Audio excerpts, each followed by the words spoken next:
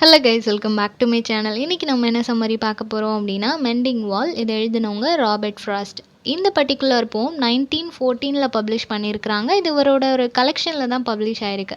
North of Boston அப்படின்னு சொல்லப்படுற ஒரு கலெக்ஷனில் பப்ளிஷ் பண்ணியிருக்கிறாங்க. இவர் இங்கிலாண்டில் இருக்கும்போது அஸ் அ ஃபார்மராக இவருக்கு ஒரு எக்ஸ்பீரியன்ஸ் கிடச்சிருக்கும் இல்லையா, அந்த எக்ஸ்பீரியன்ஸில் இருந்து தான் ஒரு இன்சிடெண்ட்டை ஷேர் பண்ணியிருக்கிறாரு. ஸோ இது வந்து கம்ப்ளீட்லி பிளாங்க் வேர்ஸில் எழுதியிருக்கிறாரு. ஒரு கான்வர்சேஷனல் டோனில் தான் எழுதியிருக்கிறாரு. ஓகேவா? ஸோ இது வந்து ஒரு ஃபார்மராக அவர் இருக்கும்போது அங்கே இருக்கிற ஒரு கல்ச்சர், அங்கே யூஸ்வலாக இவரோட நெய்பர் ஃபாலோ பண்ணுற ஒரு விஷயத்த அது ஏன் இப்படி இருக்குதுன்னு சொல்லி கொஷின் பண்ணுற விதமாகவும், அது தேவையில்லை அப்படின்ற விதமாகவும் ஜஸ்ட் ஒரு வாலை ஒரு சிம்பிளாக வச்சு ஒரு பெரிய டீப் மெசேஜை வந்து கன்வே பண்ணியிருப்பாங்க. இது வந்து எல்லாருமே இன்டர்பிரேட் பண்ணுற மாதிரியான மேனரில் தான் கொடுத்துருப்பாங்க. ரீடர்ஸை பொறுத்து ரீடர்ஸ் வந்து எதோட வேணால் இதை கம்பேர் பண்ணிக்க முடியும். பட் ஆக்சுவலி இவர் ஒரு கம்பேரிசன், இவர் ஒன்று மீன் பண்ணியிருக்கிறார். ஓகேவா? அது எண்ட் ஆஃப் தி போம் நம்ம பார்க்கலாம். ஃபர்ஸ்ட் ஆஃப் ஆல் மெண்டிங் வால்னா என்ன அப்படின்னா, இங்கிலாண்டில் வந்து அக்ரிகல்ச்சரல் லேண்ட் எல்லாமே இருக்கும் இல்லையா, அந்த லேண்ட் ஒவ்வொருத்தங்களோட லேண்டையும் செப்பரேட் பண்ணுறதுக்காக அங்கே வந்து ஒரு வால் மாதிரி பில்ட் பண்ணியிருப்பாங்க. அந்த வால் வந்துட்டு ரொம்ப ஹைட்டாலாம் இருக்காது, ஷார்ட்டாக தான் இருக்கும். அண்ட் ஆல்சோ அது ரொம்ப ப்ராப்பராக கட்டப்பட்ட வால் கிடையாது. அதில் வந்து ஜஸ்ட் ஷேப்லெஸ்ஸாக இருக்கக்கூடிய நிறைய ஸ்டோன்ஸ் எடுத்து ஹேண்ட்மேடாக அதை வந்து அவங்க மேக் பண்ணியிருப்பாங்க. ஸோ தட் அது அடிக்கடி விழுந்துடும். ஓகேவா? அது கீழே விழுந்துறதுனால வின்டர் டைமில் அந்த ஓனர்ஸ் எல்லாரும் அதை சரி பண்ணி வைப்பாங்க. ஸோ அந்த மாதிரி ஒரு மெண்டிங் வாலை இவர் பார்க்குறாரு. அந்த வால் எதுக்காக அப்படின்னு சொல்லிட்டு தான் இந்த ஒரு போமே எழுதியிருக்கிறாங்க. போம் லைன் டிஸ்கிரிப்ஷனில் கொடுத்துருக்குறேன், அதை ஃபாலோ பண்ணிக்கோங்க. ஸோ எப்படி ஸ்டார்ட் பண்ணுறாங்க அப்படின்னா, ஃபர்ஸ்ட் வந்து நேச்சர் வந்து அதை பிரிக்கிற மாதிரியான எந்த ஒரு விஷயத்தையும் அலோவ் பண்ணாது அப்படின்றது சொல்கிறாங்க. இப்போது எல்லாமே மொத்தமாக லேண்டாக இருக்குது. பட் ஹியூமன் அதை பிரித்து ஒவ்வொருத்தங்களும் அவங்களுக்குள்ள லேண்டை வாங்கிக்கிறாங்க. ஒருத்தங்க அந்த இடத்துல வந்து ரைஸ் இப்போ அவங்க கல்டிவேட் பண்ணுறாங்க அப்படின்னா, இன்னொரு பக்கத்தில் அவங்க வேறு ஏதாவது கல்டிவேட் பண்ணுவாங்க இல்லையா. ஸோ ஹியூமன் தான் அவங்க இந்த இடத்த வாங்கினதுக்கப்புறமா அதை செப்பரேட் பண்ணுறாங்க. இந்த மாதிரி வால் ஒன்று அதில் கட்டுறாங்க. ஆனால் லேண்டுக்கும் அந்த நேச்சருக்கு வந்து என்றைக்கும் அதை ஸ்ப்ளிட் பண்ணுறது பிடிக்காது. அந்த மாதிரி இந்த பர்டிகுலர் லேண்டுக்குமே அதை ஸ்ப்ளிட் பண்ணுறது பிடிக்கல. ஸோ தட் அது என்ன பண்ணுது அப்படின்னா, ஆட்டோமேட்டிக்காக அதுக்குள்ளே இருக்கிற ஒரு சம்திங் ஏதோ ஒன்று அதுக்குள்ளே இருக்கிற பார் வந்துட்டு ஒரு ஃப்ரோசன் கிரவுண்ட், அந்த கிரவுண்டை வந்து அப்படியே ஃப்ரீஸ் ஆக்கிட்டு ஒரு பக்கம் மட்டும் அது மேடாக்குது. பூமி லைட்டாக எழும்புனா எப்படி இருக்கும் அந்த மாதிரி அந்த வின்டர் டைமில் அது லைட்டாக மேலே வருது. ஸோ அந்த ப்ரெஷர்னால் அந்த வால் வந்து சரிஞ்சு விழுந்துருது அப்படின்றது சொல்கிறாங்க. ஸோ அந்த பூமிக்கு வந்து அதில் இப்படி பிரிக்கிறது பிடிக்கல. ஸோ தட் அது வந்து அதை உடச்சி விட்டுறது அப்படின்னு சொல்கிறாங்க. ஸோ சடனாக அது வந்து பிரேக் ஆகி விழுந்துருது. இப்போது அது பிரேக் ஆனதுக்கு அப்புறமா இவ்வளோ நாளும் அந்த வால் அடைச்சிட்டு இருந்த அந்த இடத்துல எல்லாம் சன் ரைசஸ் படுது அப்படின்னு சொல்கிறாங்க. ஸோ அந்தளவுக்கு விசிபிளாக அந்த இடம் வந்து க்ளீனாக எல்லாமே ஈக்குவலாக மாறிடுச்சு அப்படின்றத சொல்கிறாங்க. ஸோ இப்போ வந்துட்டு அந்த கேப் ஒன்று கிளியர் ஆகிருக்கு இல்லையா, அந்த வால் இருந்து எப்படி யாரையும் போக விடாமல் தடுத்துச்சோ, அது விழுந்ததுக்கப்புறமா அந்த இடத்துல ரெண்டு மேன் அவங்க தோளோட தோல் சேர்ந்த மாதிரி பக்கத்தில் போனாங்க அப்படின்னா க்ளோஸாக 2 பேர் நடந்து போகலாம், அந்தளவுக்கு அந்த கேப் இருக்குது அப்படின்னு சொல்கிறாங்க. ஸோ ஒரு பெரிய இடம் தான் இல்லையா, 2 பேர் நடந்து போகிற மாதிரியான ஒரு இடத்த ஒரு வால் மேக் பண்ணி அந்த இடத்த வந்து பிளாக் பண்ணி வச்சுருக்கிறாங்க. ஸோ அந்தளவுக்கு ஒரு பெரிய ஸ்பேஷியஸான இடத்துல தான் அந்த வால் வந்து மேக் பண்ணியிருக்கிறாங்க அப்படின்னு சொல்கிறாங்க. தென் அந்த வால் வந்து இன்னொரு விஷயம், ஹண்டர்ஸ் இருக்கிறாங்க இல்லையா, அவங்க வந்து ஒரு ரேபிட்டை பிடிக்கணும் அப்படின்ட்டு அவங்க ஓடிட்டு இருக்கும்போது இந்த வால் வந்து அவங்கள டிஸ்டர்ப் பண்ணும் அப்படின்னு சொல்கிறாங்க. ஓகேவா? அவங்க வேகமாக ஓடிட்டு இருக்கும்போது அதில் ஒரு கேப் இருந்துச்சுன்னா அது வழியாக அந்த ரேபிட் ஓடி போயிடும். பட் இவங்களால ஓட முடியாது. ஸோ அந்த டைமில் இவங்கள டிஸ்டர்ப் பண்ணுற மாதிரி இந்த வால் இருக்குது. சம்டைம்ஸ் அந்த வால் உடஞ்சி விழுந்துட்டு அப்படின்னா அதையும் இந்த ஹண்டர்ஸ் பார்ப்பாங்க அப்படின்னு சொல்கிறாங்க. ஸோ இவர் வந்து அதை நோட் பண்ணுறாரு, போய்ட் வந்து அதை நோட் பண்ணுறாரு. நான் பார்த்துருக்கேன், அந்த ஹண்டர்ஸ் அதை பார்க்குறாங்க, அது உடஞ்சி விழுந்துட்டுன்றது அவங்களுக்கு தெரியுது. பட் அவங்க என்றைக்குமே அதை ரிப்பேர் பண்ணணும்னு சொல்லி நினச்சதே இல்லை. நம்ம போகிற வழியில் ஒன்று வந்து உடஞ்சி கிடக்குது, அப்போ அதை நம்ம சரி பண்ணிட்டு போகலான்னு சொல்லி அவங்களுக்கு தோணவே செய்யாது. ஈவன் அவங்க அதில் இருக்கிற ஒரு சின்ன ஸ்டோனை கூட எடுத்து அதில் வைக்க மாட்டாங்க. ஒரு ஸ்டோன் மேலே இன்னொரு ஸ்டோன் வைக்கணும்னு கூட அவங்க நினைக்க மாட்டாங்க. ஏன்னா அவங்களோட டார்கெட் அந்த ஒரு ரேபிட்டை பிடிக்கணுன்றது மட்டும்தான். ஸோ அதை நோக்கி தான் அவங்க ஓடிட்டு இருப்பாங்களே தவிர வேற ஒருத்தங்களோட லேண்டை நம்ம எதுக்கு சரி பண்ணணும், அவங்களோட ஒர்க் எதுக்கு நம்ம பண்ணணும் தான் அவங்க நினைப்பாங்க அப்படின்றத சொல்கிறாங்க. ஸோ ஹைடாக இருக்கிற அந்த ரேபிட்டை வெளியே கொண்டு வரணும் அப்படின்றது அவங்களோட மோட்டிவ்.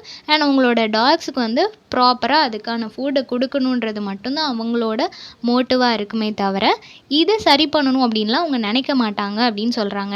எல்லாத்தையும் ஒரு கிளான்ஸ் பார்ப்பாங்க இல்லையா, அந்த மாதிரி தான் இதையும் பார்ப்பாங்களே தவிர யாரும் இதை டீப்பாக நோட் பண்ண மாட்டாங்க, அதை ரிப்பேர் பண்ணணும்னு நினைக்க மாட்டாங்க அப்படின்னு சொல்கிறாங்க. ஸோ யாருக்குமே அதை பற்றி நினப்பு இல்லை, இதை எப்படி ரிப்பேர் பண்ணும், அதை எப்படி விழுந்திருக்கும், அந்த மாதிரிலாம் யாருக்குமே நினப்பு கிடையாது. பட் ஒரு ஸ்ப்ரிங் டைமில் இவர் வந்து அதை பார்க்குறாரு, இந்த மாதிரி அது உடஞ்சி இருக்குது அப்படின்றது இவருக்கு தெரிய வருது. இதை வந்து அந்த வாலை வந்து கிரியேட் பண்ணது இவரோட நெய்பர், ஓகேவா? அவங்களோட லேண்டை ப்ரிவென்ட் பண்ணணும் அப்படின்றதுக்காக தான் அவங்க இந்த மாதிரியான ஒரு வாலை அவங்க கட்டி வச்சிருக்கிறாங்க. ஸோ அது கீழே விழுந்ததை இவர் நோட் பண்ணுறாரு. நோட் பண்ணதுக்கப்புறமா அவங்க கிட்ட சொல்லலாம் அப்படின்னு சொல்லி முடிவு பண்ணுறாரு. அந்த நெய்பர் எங்கே இருக்கிறாங்க அப்படின்னா பியாண்ட் தி ஹில், ஒரு ஹில்லுக்கு பின்னாடி தான் அந்த நெய்பரோட வீடு இருக்குது, ஓகேவா? ஸோ அவங்களுக்கு வந்து இன்ஃபார்ம் பண்ணுறாங்க, இந்த மாதிரி நீங்கள் மேக் பண்ணியிருந்தீங்க இல்லையா வால், அது வந்து உடஞ்சிருக்குது, யாருமே நோட் பண்ண மாட்டாங்க, ஸோ நீங்கள் அதை வந்து சரி பண்ணுங்க அப்படின்ற மாதிரி இவங்க இன்ஃபார்ம் பண்ணுறாங்க. ஸோ தட் இவங்க 2 பேருமே ஒரு நாள் மீட் பண்ணுறாங்க. மீட் பண்ணி அந்த லைனில் நடந்து போகிறாங்க. அப்படி நடந்து போகும்போது அந்த லைன் வந்து இவங்க 2 பேரையும் ஸ்ப்ளிட் பண்ணுது, ஓகேவா? அவர் வீட்டு சைடில் நடந்து வராரு, இன்னொரு சைடில் அந்த ஓனர் நடந்து வராங்க. ஸோ 2 பேருக்கு நடுவில் அந்த வால் இருக்குது, ஓகேவா? ஸோ 2 ஹியூமனையும் அதை ஸ்ப்ளிட் பண்ணுற மாதிரி அந்த வால் இருக்குது.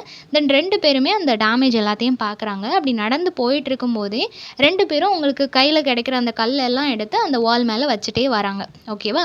ஸோ அவங்களுக்கு வந்துட்டு இது யூஷுவலான ஒரு ஒர்க் தான், யூஷுவலி அவங்க பண்ணுற ஒரு வேலை தான். இந்த மாதிரி எப்போவாது அந்த சைடில் வந்தாங்கன்னா அந்த ஸ்டோன் ஏதாவது கீழே விழுந்துச்சுன்னா அகெயின் அதை எடுத்து அந்த வால் மேலே வைக்கிறது யூஷுவலாக பண்ணுற ஒரு விஷயம். ஸோ ஒன்ஸ் அகெயின் அவங்க அதை பண்ணுறாங்க. ஸோ அந்த ஸ்டோன் எல்லாமே நல்ல லார்ஜ் சைஸில் இருக்குது. அது வந்து எப்படி விழுது அப்படின்னா, ஒரு நேரம் பொயட்டோட வீட்டு சைடு விழுந்துச்சு அப்படின்னா இன்னொரு டைம் அந்த நெய்பரோட லேண்டில் விழும். ஸோ இந்த மாதிரி மாற்றி மாற்றி 2 பேரோட லேண்ட்லேயும் ஒவ்வொரு ஸ்டோன் வந்து விழுந்துட்டுருக்கு, ஓகேவா? ஸோ யாரோட லேண்டில் அந்த ஸ்டோன் விழுதோ அவங்க எடுத்து அதை மேலே வைப்பாங்க. ஸோ இது யூஷுவலாக நடக்கிற ஒரு விஷயம். அந்த மாதிரி தான் நாங்கள் நடக்கும்போதும் எங்கள் கையில் கிடைக்கிற அந்த ஸ்டோன் எல்லாம் எடுத்து அடிக்கிட்டே வந்துட்டுருக்குறோம். ஸோ அந்த மாதிரி நாங்கள் எடுக்கிற அந்த ஸ்டோன் வந்து ரொம்ப ஷேப்லெஸ்ஸாக, லைக் ஒரு கேக் மாதிரி. கேக் அப்படின்றது ரவுண்டாக மட்டும்தான் இருக்கணும்னு இல்லை இல்லையா, அது நிறைய ஷேப்ஸில் இருக்கும். ஸோ அந்த மாதிரி நாங்கள் எடுக்கிற இந்த ஸ்டோன் வந்து டிஃப்ரெண்ட் ஷேப்ஸில் இருக்குது. இப்போ பிரிக்கால் கட்டுற ஒரு வீடு அப்படின்னா அது வந்து நீட்டாக இருக்கும் இல்லையா, எல்லாமே ஒரே ஷேப்பில் இருக்கும். அதுக்கேற்ற மாதிரி அவங்க வந்து என்ன பிளான் பண்ணுறாங்களோ அதுக்கேற்ற மாதிரி கட்ட முடியும், அதில் எந்த ஒரு டேமேஜுமே இருக்காது.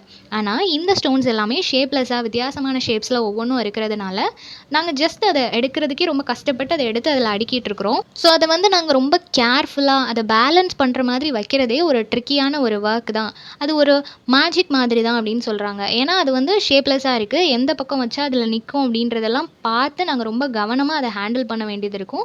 ஸோ அது கொஞ்சம் ட்ரிக்கியான ஒரு ஒர்க் தான், நாங்கள் அதை பண்ணிகிட்டு இருக்கிறோம் அப்படின்னு சொல்கிறாங்க. Stay where you are. So நாங்கள் அதில் வச்சுட்டோம். வச்சதுக்கப்புறம் அந்த ஸ்டோன் கிட்ட என்ன சொல்கிறோம் அப்படின்னா, உன்னை எங்கே வச்சோமோ அங்கேயே இரு, அட்லீஸ்ட் நாங்கள் டேர்ன் பண்ணி போகிற வரைக்கும் அது அந்த மாதிரியே அதே இடத்துல நீ இரு, அடிக்கடி நீ விழுந்துட்டே இருக்காத அப்படின்ற மாதிரி சொல்கிறாங்க, ஓகேவா? தென் இவங்க இந்த மாதிரி அடிக்கடி அதை எடுத்து வச்சு வச்சு இவங்களோட ஃபிங்கர்ஸ் வந்து ரொம்ப ரஃப்பாக மாறிடுச்சு. அந்த கையில் உள்ள ரேகெல்லாம் அழியிற அளவுக்கு ரொம்ப ரஃப் ஆகுது. அந்த அளவுக்கு அந்த ஸ்டோன்ஸ் ஹெவியாக இருக்குது, ரொம்ப டஃப்பாக இருக்குது அப்படின்றத சொல்கிறாங்க. தென் இதுவுமே ஒரு அவுட்டோர் கேம் மாதிரி தான் எனக்கு ஃபீல் ஆகுது. 2 பேரும் 2 சைடு விழுற கல்லை மாற்றி மாற்றி எடுத்து வச்சிட்ருக்குறோம். ஸோ இதுவுமே ஒரு அவுட்டோர் கேம் மாதிரி தான் இருக்குது அப்படின்றத சொல்கிறாங்க. தென் இதை கொஞ்சம் இன்னும் நம்ம எக்ஸாஜரேட் பண்ணி இன்னும் ஒரு ஸ்டெப் மேலே போய் நம்ம யோசித்தோம் அப்படின்னா, இது ஆக்சுவலாக தேவையே இல்லைன்னு தான் நான் சொல்லுவேன் அப்படின்னு சொல்கிறாரு, பொயட் சொல்கிறாரு, ஓகேவா? ஏன்னா இந்த வால் எதுக்காக, உங்களோட லேண்ட் எதுன்னு உங்களுக்கு தெரியும், என்னோட லேண்ட் எதுன்னு எனக்கு தெரியும். ஸோ அப்படி தெரியும் போது இந்த வால் வச்சு தான் அதை நீங்கள் ஸ்ப்ளிட் பண்ணி காமிக்கணுமா அப்படின்னு சொல்லிட்டு இவருக்கு வந்து ஒரு கொஷின் இருக்குது. உங்களோட சைடில் நீங்கள் ஃபுல்லாக பைன் ட்ரீஸாக வச்சுருக்கிறீங்க, என்னோட சைடில் நான் ஃபுல்லாக ஆப்பிள் ட்ரீஸாக வச்சுருக்கிறேன். ஸோ அந்த மாதிரி இருக்கும்போது நமக்கே தெரியும் எது யாரோட லேண்டுன்னு. இப்போ இந்த வால் கண்டிப்பாக வேணுமா அப்படின்னு சொல்லி கேட்குறாரு. தென் பொயட் வந்து ஆல்ரெடி இவங்க கிட்ட சொல்லியிருப்பாங்க என்ன அப்படின்னா, என்னோட ஆப்பிள் ட்ரீஸ் எதுவும் உங்களோட லேண்டுக்கு வந்து உங்களோட பைன் ட்ரீஸில் இருக்கிற அந்த கோன் ஷேப்பில் இருக்கிற ஃப்ரூட்டை சாப்பிட போகிறதில்ல. ஸோ அதனால் நீங்கள் பயப்படாமல் இருக்கலாமே தவிர இந்த மாதிரி ஒரு வால் எதுக்காக அப்படின்னு சொல்லி ஆல்ரெடி அவர் கேட்டிருப்பாரு. அதுக்கு அவர் என்ன சொல்லியிருப்பாரு அப்படின்னா, என்னோட அப்பா எனக்கு சொல்லியிருக்கிறாங்க, good friends make good neighbours அப்படின்னு சொல்லுவார். இதே அவங்களோட அப்பா சொன்னதாக சொல்லுவார். அதாவது ஒரு நெய்பர் நல்ல நெய்பராக இருக்கணும் அப்படின்னா அவங்களுக்கு நடுவில் இந்த மாதிரி வால் எல்லாம் இருக்கிறது நல்லது தான் அப்படின்ற மாதிரி எங்கள் அப்பா சொல்லுவாங்க அப்படின்னு அவர் சொல்கிறாரு. பட் ஆக்சுவலாக அது வந்து கொஞ்சம் அன்அக்செப்டபுளாக இருக்குது இல்லையா? நம்ம வந்து நல்ல ஒரு ஃப்ரெண்ட்ஷிப், நல்ல ஒரு ரிலேஷன்ஷிப்பில் இருக்கணும் அப்படின்னா அப்போ நம்மளை ஸ்ப்ளிட் பண்ணுற மாதிரி எதுவும் நமக்கு நடுவில் இருக்க வேண்டிய தேவை கிடையாது. ஆனால் இவர் என்ன சொல்கிறாருன்னா, நம்ம நல்ல ரிலேஷன்ஷிப்பில் இருக்கணும் அப்படின்னா இந்த மாதிரி ஒரு வால் தேவை அப்படின்னு எங்கள் அப்பா எனக்கு சொன்னார் அப்படின்னு சொல்கிறாரு. ஸோ இந்த ஸ்ப்ரிங் சீசனில் பொயட்டுக்கு வந்து ஏதோ ஒரு விஷயம் அவரை டெம்ப் பண்ணிகிட்டே இருக்குது. பொயட் வந்துட்டு என்ன ஃபீல் பண்ணுறாரு அப்படின்னா, அவரோட ஐடியாலஜியை நம்மளோட மைண்டில் திணிக்கணும்னு நினைக்கிறாரா? ஸோ நம்ம வந்து என்ன ஃபீல் பண்ணுறோன்றதை அவருக்கு சொல்லணும் அப்படின்னு சொல்லிட்டு இவருக்குள்ளே நிறைய விஷயங்கள் ஓடிட்டே இருக்குது. ஸோ பொயட் என்ன கேட்குறாரு அப்படின்னா, நீங்க வந்து உண்மையா நினைக்கிறீங்களா? ஒரு நல்ல நெய்பரா இருக்கிறவங்களுக்கு இந்த வால் வேணும் அப்படின்னு சொல்லி நீங்க உண்மையா நினைக்கிறீங்களா? அப்படின்னு சொல்லிட்டு இவருக்கு ஒரு கொஸ்டின் வருது. அத கேட்குறாரு. கேட்டுட்டு சொல்றாரு, "நம்மகிட்ட கவுஸ் எதுவும் இல்ல இல்லையா? நான் வந்து இப்போ அக்ரிகல்ச்சர் பண்றேன். உங்களோட லேண்ட்ல வந்து கவுஸ் நீங்க வச்சிருக்கிறீங்க அப்படின்னா, அது வந்து என்னோட அக்ரிகல்ச்சர் லேண்ட வந்து ஸ்பாயில் பண்ணிருன்றதுக்காக வால் இருந்தா ஓகே. ஆனா இப்போ அந்த மாதிரி இல்லையே. 2 பேருமே ட்ரீஸ் தான் வச்சிருக்கிறோம். ஸோ எந்த பாதிப்பையும் எதுவும் ஏற்படுத்த போறதில்ல. அப்படி இருக்கும்போது எதுக்காக இந்த வால்? அதுவும் அடிக்கடி விழுந்துட்டே இருக்கு. அத சரி பண்ணிட்டே இருக்கிறோம். அதனால நம்ம ஹேண்ட் எல்லாம் ஸ்பாயில் ஆகுது. ஸோ இது தேவையா? அப்படின்னு சொல்லிட்டு ஒரு பெரிய எக்ஸ்ப்ளனேஷன் கொடுத்து கேட்குறாரு. கேட்டுட்டு என்ன சொல்றாரு அப்படின்னா, ஒரு வால் நம்ம கட்டுறதுக்கு முன்னாடி நம்ம வந்து ரொம்ப யோசிப்போம் இல்லையா? இது வந்து தேவைதானா? இந்த இடத்துல இது தேவைதானா? இப்போ வந்து நம்ம ஒரு வால் கட்டுறோம் அப்படின்னா, அது எதுக்காக? நம்மளோட லேண்டோ, இல்ல நம்ம வச்சிருக்கிற அந்த ப்ராப்பர்ட்டிய சேஃபா வச்சுக்கணும் அப்படின்றதுக்காக தான். ஸோ நான் இந்த வால்க்குள்ள வச்சிருக்கிற விஷயம் வந்துட்டு, நான் இந்த வால் கட்டலன்னா சேஃபா இருக்காதா? இது வால் இல்லனாலும் அது சேஃபா இருக்குமா? இந்த மாதிரி நெறைய கொஸ்டின்ஸ் உங்களுக்குள்ள போனதுக்கப்புறம் தான் நீங்க வந்து இந்த வால் கட்டணும் அப்படின்னு சொல்லி முடிவு பண்ணியிருப்பீங்க. இல்லையா? ஸோ இந்த ஒரு வால்னால யாருக்கும் எந்த யூஸும் இல்லன்றப்போ, இது அதே மாதிரி இந்த வால் இருக்கிறதுனால நெறைய பேர் அத அஃபென்ஸ் பண்ணுது அப்படின்னா, அப்பவும் எதுக்கு இந்த வால் அப்படின்னு சொல்லிட்டு இவர் ஒரு கொஸ்டின் கேட்குறாரு. ஸோ இந்த வால் தேவையில்ல. அது நோ நீட் அப்படின்றப்போ எதுக்காக வச்சிருக்கிறீங்க அப்படின்னு சொல்லிட்டு இவர் ஒரு கொஸ்டின் கேட்குறாரு. இப்போ அகெயின் அந்த ஃபர்ஸ்ட் லைன் ரிப்பீட் ஆகுது. இந்த பூமியில வந்துட்டு இல்ல நேச்சர் வந்துட்டு அது ஏதோ ஒரு விஷயம் பிரிக்குது அப்படின்னா, அத அக்செப்ட் பண்ணிக்காது. அத விட்டு வெளிய வரணும்னு சொல்லி நினைக்கும் இல்லையா? ஸோ அந்த மாதிரி தான் something that doesn't like. So ஏதோ ஒண்ணு அவங்கள பிரிக்குது அப்படின்னா, அந்த பூமி வந்து அத அக்செப்ட் பண்ணிக்காது. அத உடைச்சு போடணும், அத பிரேக் பண்ணணும்னு தான் நினைக்கும் அப்படின்றத சொல்றாங்க. ஸோ பொயட் என்ன திங்க் பண்றாரு அப்படின்னா, நம்ம இவ்ளோ பெரிய எக்ஸ்ப்ளனேஷன் குடுத்தோம். அவருக்கு புரியிற மாதிரி நெறைய கொஸ்டின்ஸ் கேட்டோம். எக்ஸ்ப்ளனேஷன் குடுத்தோம். அவருக்கு புரியல. மேபி ஒரு ஏஞ்சல் வந்து அவர்கிட்ட எக்ஸ்ப்ளைன் பண்ணா அவருக்கு புரியுமா அப்படின்னு சொல்லி யோசிக்கிறாரு. அதுக்கப்புறம் தான் அவருக்கு புரியுது. ஏஞ்சல் வந்து சொன்னாலும் அவரோட பாயிண்ட்ல அவர் ஸ்ட்ராங்கா தான் இருக்க போறாரு. ஸோ அவருக்கே அவர் சொல்லிக்கிட்டா, அவரோட ஒப்பீனியன் தப்பு. அவர் இந்த மாதிரி தான் இருக்கணும்னு அவருக்கே அவர் சொல்லிக்கிட்டா வேணா, அவர் வந்து சேஞ்ச் ஆவாரு. அதர்வைஸ் சேஞ்ச் ஆக மாட்டாரு அப்படின்றத சொல்றாங்க. இப்போ பொயட் வந்து பார்க்குறாரு. அவர் வந்து ஒரு ஹெவியான ஒரு ஸ்டோன எடுத்து, அத ரொம்ப ஸ்ட்ராங்கா கஷ்டப்பட்டு ரொம்ப ஸ்ட்ராங்கா அத தூக்குறாரு. ரொம்ப கிரிப்பா அத பிடிச்சிருக்கிறாரு.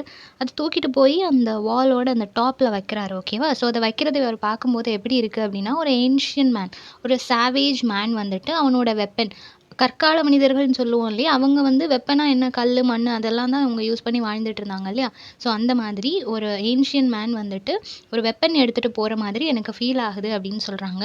தென் இப்போ அவருக்கு எப்படி ஃபீல் ஆகுதுன்னா, பொயட்டுக்கு அவர பார்க்கும்போது அவர் ஒரு டார்க்னஸ்க்குள்ள போயிட்டு இருக்கிற மாதிரி இவருக்கு ஃபீல் ஆகுது. பட் அவர் என்ன டிக்ளேர் பண்றாரு அப்படின்னா, அவர் டார்க்னஸ்க்குள்ள போறாரு. பட் அந்த டார்க்னஸ் வந்து இங்க இருக்கிற மரங்கள்னாலயோ, இல்ல அதிலிருந்து விழுற நிழல்னாலயோ உருவாகல அப்படின்றத சொல்றாரு. ஸோ அவர் வந்து டார்க்னஸ்க்குள்ள போறாரு அப்படின்றத சொல்லிட்டு, அது வந்து இந்த மரங்கள்னால உருவாகல அப்படின்றதையும் சொல்றாரு. விச் மீன்ஸ் இந்த டார்க்னஸ் வந்து அவரோட மைண்ட்ல இருக்கு. அவரோட மைண்ட் வைஸ் அவர் வந்து டார்க்னஸ்க்குள்ள போறாரு. அந்த இக்னோரன்ஸ வந்து சொல்லணும்னு நினைக்கிறாரு இல்லையா? ஸோ ஹியூமனுக்குள்ள இந்த மாதிரியான டிவிஷன்ஸ் தேவையில்ல. பட் இந்த டிவிஷன் தேவை அப்படின்றதுல அவர் ரொம்ப ஸ்ட்ராங்கா இருக்கிறதுனால, அவர் டார்க்னஸ நோக்கி போறாரு அப்படின்றத சொல்றாங்க. ஸோ பொயட்டுக்கு என்ன புரிய வருது அப்படின்னா, எங்க அப்பா சொன்னாரு, எங்க அப்பா சொன்னாருன்னு சொல்லிட்டு, அவர் இவ்வளோ விஷயத்த சொல்றாரு. அத ஃபாலோ பண்றேன்னு சொல்றாரு. பட் என்ன பொறுத்தவரைக்கும் இத அவங்க அப்பா சொல்லல. இவராவே அத அக்செப்ட் பண்ணிட்டு இந்த மாதிரி தான் நம்ம வாழணும்னு சொல்லி, அவரோட மைண்ட்ல இருக்கிற தாட்ட எங்க அப்பா சொன்னாருன்னு சொல்லி அவர் யூஸ் பண்றாரு. மத்தபடி இத அவங்க அப்பா சொல்லல. இவரோட மைண்ட் செட் தான் அது அப்படின்றத சொல்றாங்க. தென் இந்த வால் அப்படின்றது இவர் வேணும்னு நினைக்கிறாரு. அதனால மட்டும் தான் இத வச்சிருக்கிறாரு அப்படின்றத சொல்றாங்க. தென் அட் லாஸ்ட் அந்த மேன் அகைன் அத சொல்றாரு. Good fences make good neighbours அப்படின்றத சொல்றாரு.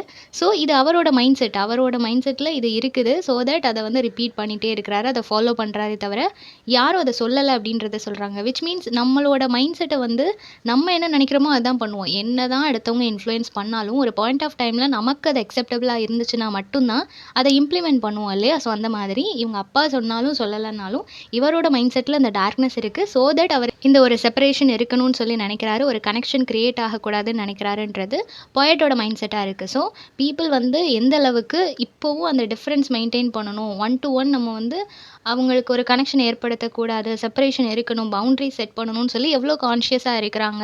அவங்களோட இக்னரன்ஸ வந்து சொல்லணும்னு சொல்லி நினைக்கிறாரு. ஓகேவா? ஸோ பொயட் அவரோட லைஃப்ல பார்த்து அவர் எக்ஸ்பீரியன்ஸ் பண்ண விஷயங்கள வேர்ல்ட்லி எமோஷன்ஸோட கனெக்ட் பண்ணி ரொம்பவே பியூட்டிஃபுல்லா எக்ஸ்பிளைன் பண்ணியிருக்காரு. ஸோ இந்த சம்மரி எல்லாருக்கும் புரிஞ்சிருக்கும்னு நினைக்கிறேன். நெக்ஸ்ட் என்ன டாபிக்ல வீடியோ போடலாம்னு சொல்லி கமெண்ட் பண்ணுங்க. தேங்க் யூ ஃபார் வாட்சிங்.